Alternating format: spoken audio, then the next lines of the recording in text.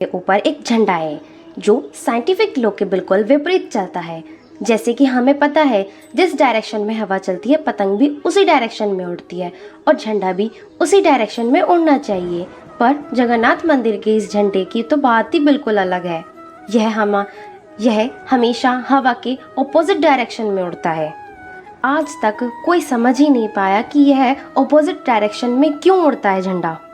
और इस झंडे की एक और ख़ास बात है कि इसे रोज़ बदलना पड़ता है।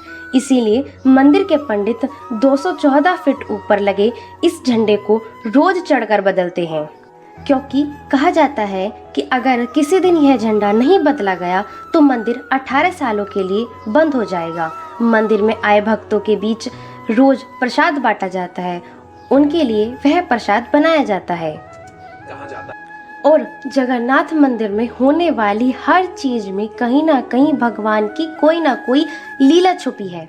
मंदिर में रोज 500 लोगों के लिए प्रसाद बनता है और कभी कभी भक्तों की संख्या हजारों में भी चली जाती है। पर जगन्नाथ मंदिर में भक्तों के लिए प्रसाद कभी कम नहीं पड़ा। दिन भर प्रसाद में बांटा जाता है और कहते हैं कि आज तक इस मंदिर में एक भी दाना प्रसाद का कम नहीं पड़ा और ना ही व्यर्थ गया। पर ऐसा एस्टिमेशन करना तो नॉर्मल इंसानों के लिए बहुत ही मुश्किल है और यह बात यहीं ख़त्म नहीं होती है। प्रसाद बांटने की मिस्ट्री तो है ही, और उससे भी बड़ी मिस्ट्री है प्रसाद बनाने की, कि लकड़ी की आग पर 7 भट्टी के बर्तन को ऊपर के ऊपर एक रखकर प्रसाद बनाया जाता है। साइंस और लॉजिक कहते हैं कि सबसे पहले सबसे नीचे वाले बर्तन का प्रसाद पकना चाहिए, पर पुरी के जगन्नाथ मंदिर में साइंस और लॉजिक तो चलते ही नहीं है।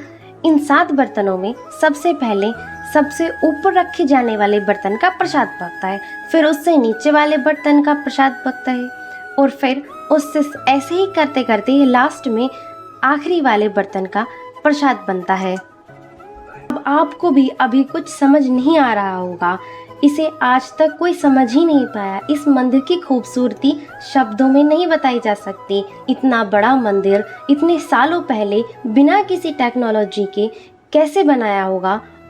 पर क्या आपको पता है 214 फीट के इस मंदिर की डोम की परछाई आज तक कभी बनी ही नहीं। आखिर क्यों जगन्नाथ मंदिर के डोम की शैडो बनती ही नहीं है।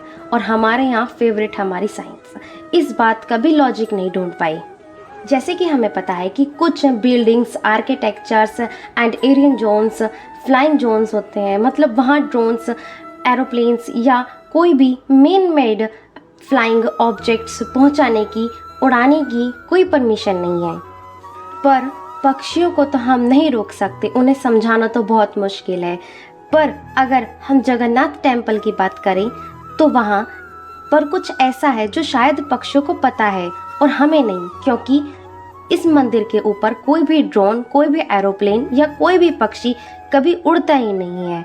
आपने देखा होगा मंदिर के डोम्स पे या बड़ी बड़ी बिल्डिंग्स पे पक्षी बैठे हुए होते हैं, लेकिन कभी जगन्नाथपुरी मंदिर जाएंगे आप कभी भी किसी भी पक्षी को जगन्नाथ टेम्पल की छत पर या उसके डोम्स पर बैठा हुआ नहीं देखेंगे।